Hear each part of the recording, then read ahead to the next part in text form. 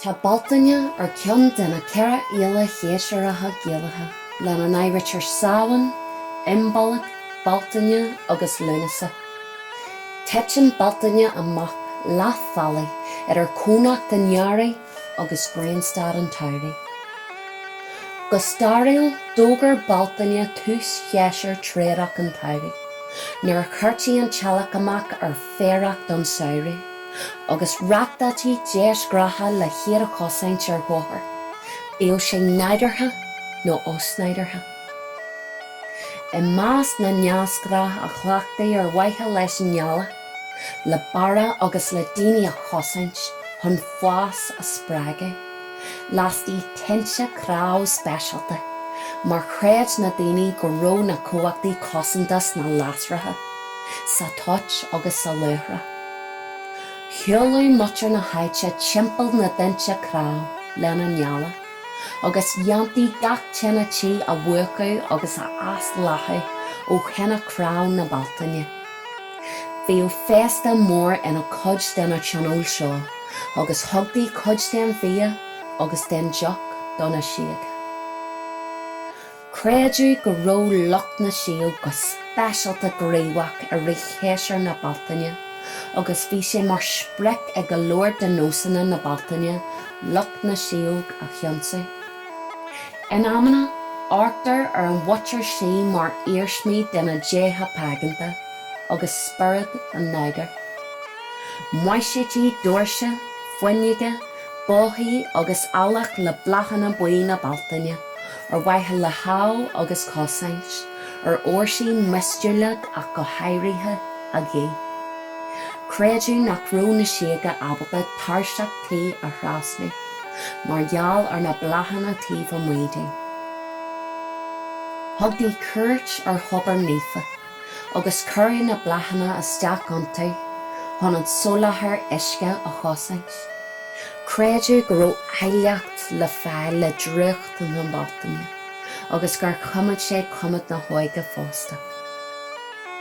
Bhíodh Bealtaine mar éal a dhóchais an Nearry, ina míodh grásanna torthúlachta a rís réthabhachtach, ag nascú le cúacht na gréine.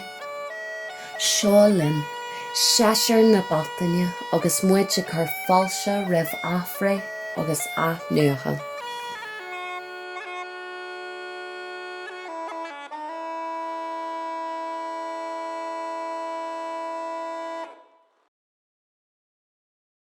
Hello a chairde, agus páilteaí isteach go dtí cheolchorm Féasta na Bealtaine.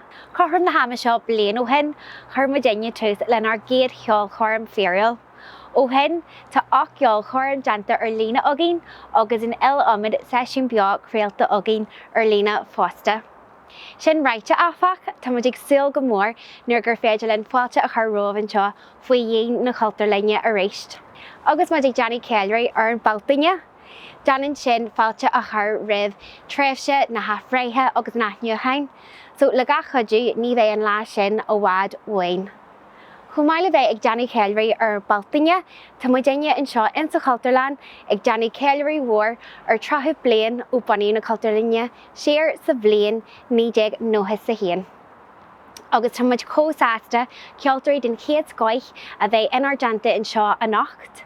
Tá muid aonanta buíoch fásta leis na cheoltóirí agus ealaíontóirí aontaithe a bhí sé de phríomhléid aginne bheith chomh brúile go dtí seo.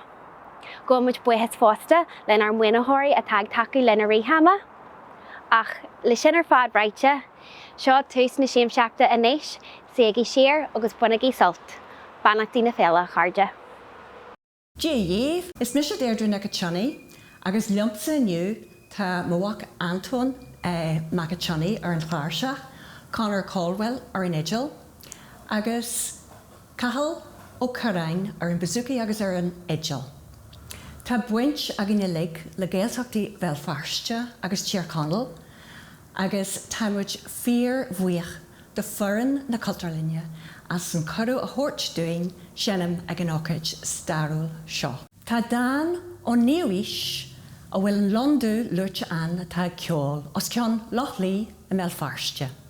In ómós éileacht Bhéal Feirste agus na mílte bard, Gaeilgeoir agus ceoltóir ón seán am go dtí an le ta nniuan. Is é an tainematá ar an chéad vísa ná an Londú. Go ddíarach ina dhé be cornfipa Bhéal Feirste agin.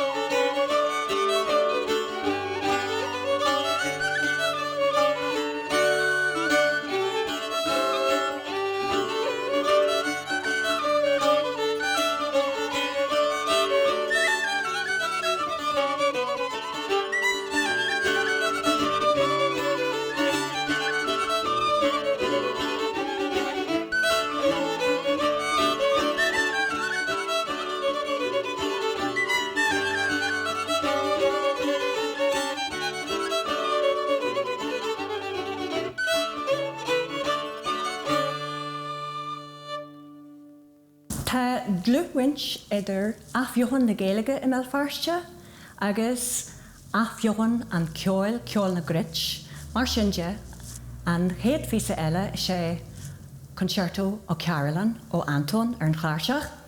Agus an sin be písa nuach cuma a gin dar bainnim an Londú san Éireann.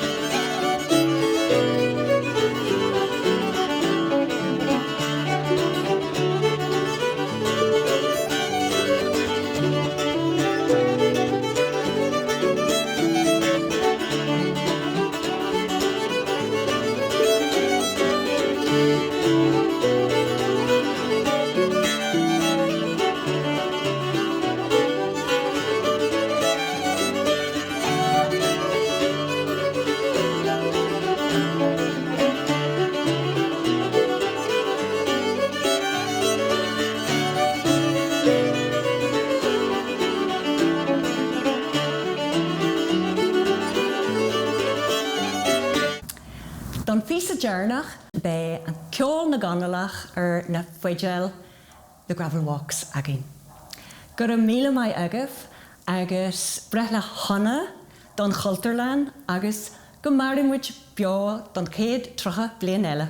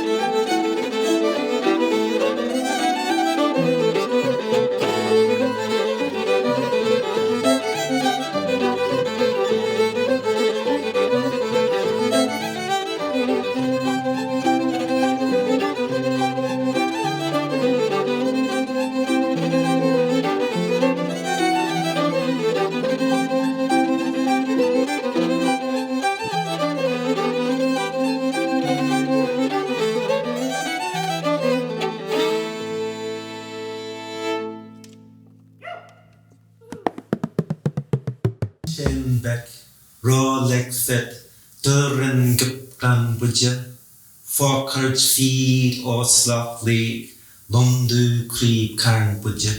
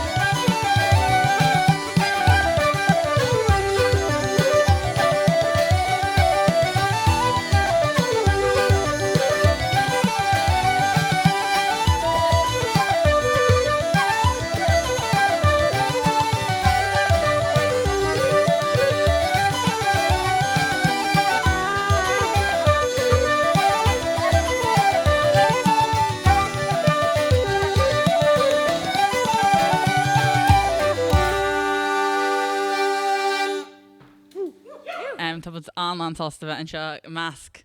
Daoine eile ag seint tunes agus is cinál session ceoil atá an seo so mátá botú na gáin is variations atá an tú chun lá inne. So thosamid amach le a ras rialaí an sin ach tras pert inis agus tá bhéidir Stephen Gall tús a chuirlo seo agus níl mór an go na hamnachaí ólas ein gon sete ach beidir ar ball go deoch siad ein.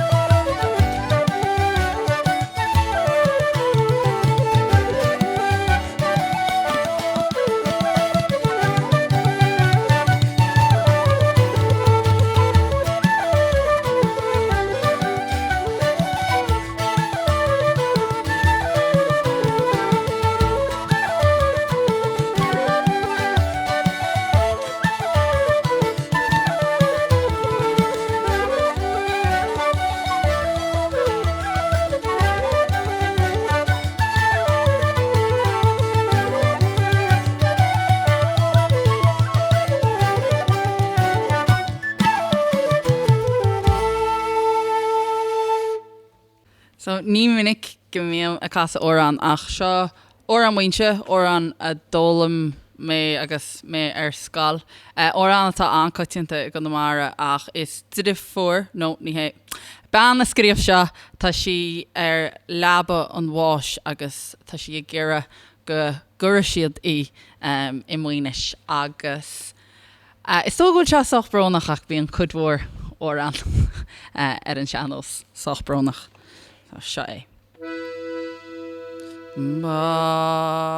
Báman tríocha I warige nu cléif to wadóhiar Cainach a bó gwyron a chranach glas is friach An snacht a heid an wasaram me soi gaudach dim Sma va korara mo hamin bon Never vade lam sonai Sáiles cadaianus ma Tan gifre shatiach fuar Sára cadaianus Antach shoi sawilon Na hogus stora dimme tu la ling na huide bra La ling don choach vag shinim skjo skach tilur chlasig fos Schramach machon zu maleam Adn I gewin shabos Godoro dish gavrio matri Agus tríocha Bích na príp galle cailcacab na cagan níos Cultúrlann Spais rover bano go tleve am Chamachine osgen chlár Agus garíach mo chontream as a tau na pein sár Smata sean o hainin muoinis Bích seadianta ó na gálah Bích má chapaint mar rébín íntiiste Siad gurias an maian Stiora páití mór go muoinis ma Nu is garú a bheith lá Chail siar harín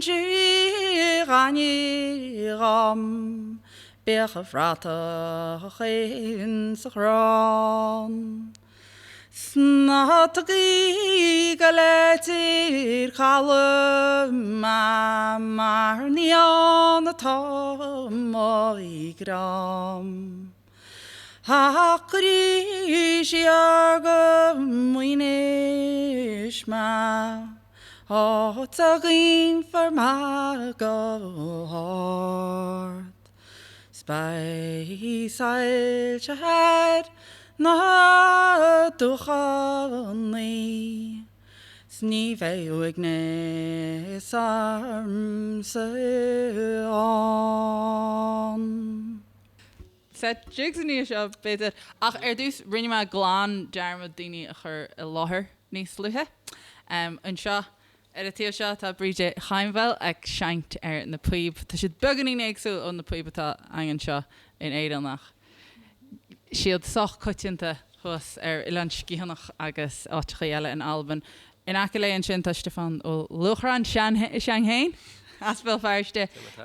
An bhadóg mhór tá Rowan Young an seo in Acalam an Mauran Mílún O'Donnell an seo a bhadóg mór ó chomh neart flútaí an seo in Bhéal Feirste agus Joe Campbell McCardle an sin an gtar agus mi sé ide ní choín. So siadm go gáil lárnach organis le drás pert agus tá bríide gáil tú sa chuirlo.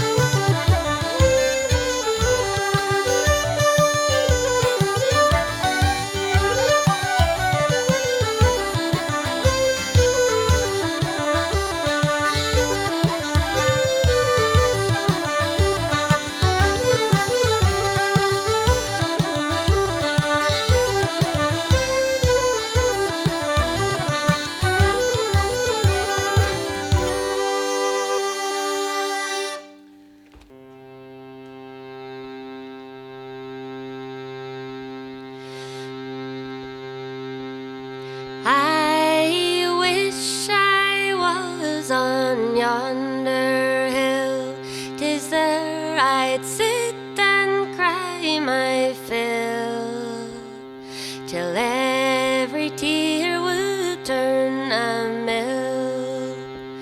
Is good yet to a warning slam. Shul, shul, shul, Arden. Shul go sucker, I can shul go ciúin siúil go doras agus Cultúrlann is go dé tú mór níos lean. I'll sell my rug, I'll sell my reel, I'll sell my only spinning wheel to buy my love a sword of steel. Is go dé tú a warning slam. Siúil, siúil, siúil airn, siúil go sucker agus siúil go ciúin, siúil go doras agus Cultúrlann is go dé tú mór níos lean.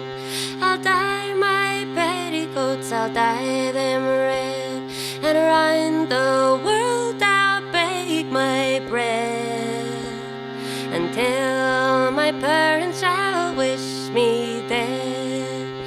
Is go dé tú a warning slam. Siúil, siúil, siúil airn, siúil go sucker agus siúil go ciúin, siúil go doras agus Cultúrlann is go dé tú mór níos lean. I wish, I wish, I wish in vain, I wish I had my heart again. To vain me think I'd not complain. Is go dé tú a warning slan. Siúil, siúil, siúil airn, siúil go sucker agus siúil go ciúin, siúil go doras agus Cultúrlann is go dé tú mór níos lean. Now my love has gone to France to try his fortune to advance. If e'er he comes back, 'tis but a chance. It's go dé tú a warning slan. Siúil, siúil, siúil airn, siúil go sucker agus siúil go ciúin, siúil go doras agus Cultúrlann is go dé tú mór níos lean. Siúil, siúil, siúil airn, siúil go sucker agus siúil go ciúin, siúil go doras agus Cultúrlann is go dé tú mór níos lean. Is go dé tú mór níos lean. Is go dé tú níos lean. Sílim gom gáil dras rilí na dhéana boys of Belfast there. Tá sé deachar ní ramúd ag sein session ceoil in éair le os cion bliana? Bliain, yeah. So tá mu gáil a dathí ar a bheith ag seint lena chéile a ríist. Ach neart tá sé álainn a bheith ará sem meas daoine ag seint. So sílam go dosamúd leis an boys of Belfast there the Silver Spear agus críoch nó mud le Woman of the House, new Man of the House. Woman? Yeah, well, Jeremy would go woman at all.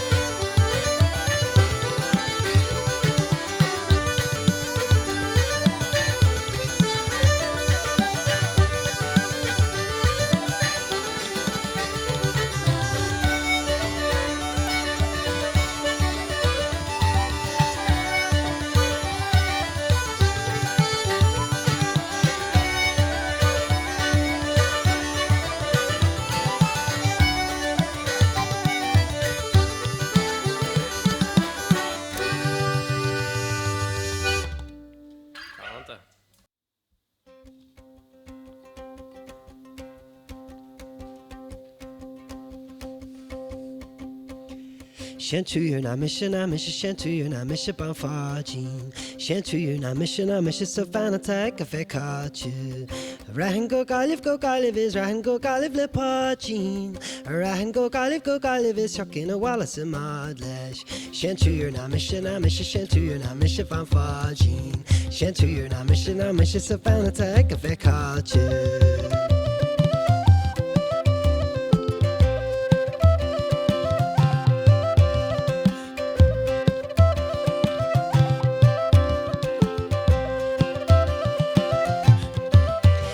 先去月那没事那没事，先去月那没事办法进。先去月那没事那没事，so fan attack a fake catch. Rahan go clinic na clock and is checking go ball on a boy. I've run in a sack fin off when I get so goes back and ban fajin. 先去月那没事那没事，先去月那没事办法进。先去月那没事那没事，so fan attack a fake catch.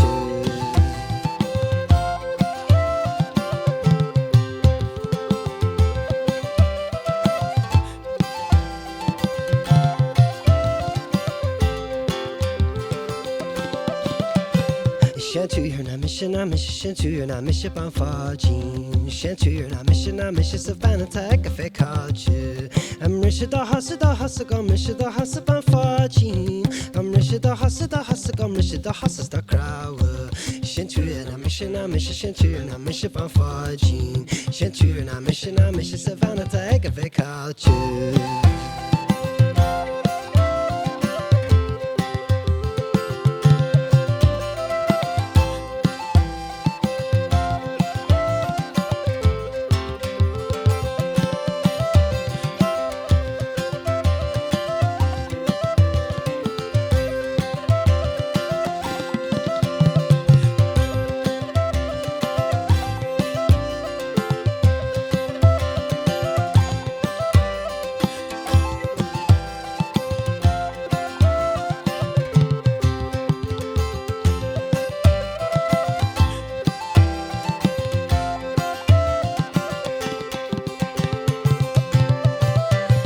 先去月那没事那没事，先去月那没事办法进。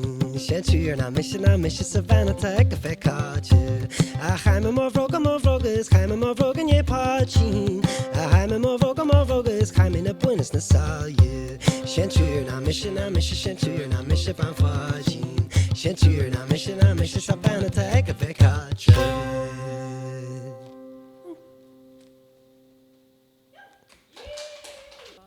Póca John. Is trí anna mai. Agus tá Stephen gáil tús chuir leis gan se. Mai nílas am sa cecha dosíonn se.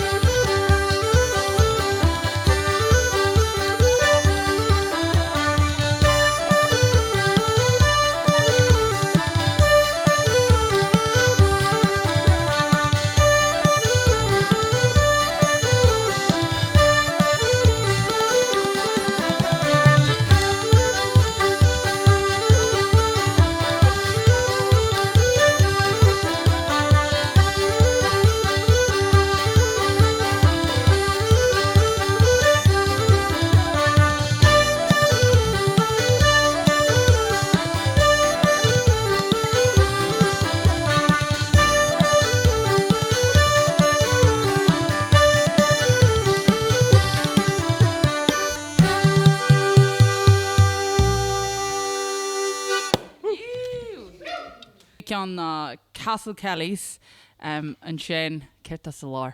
Dermot an tam hána hain. Oh, Miss McLeod's. Cean mála bheith I damsa agus críoch nó mud le na humours of Tala.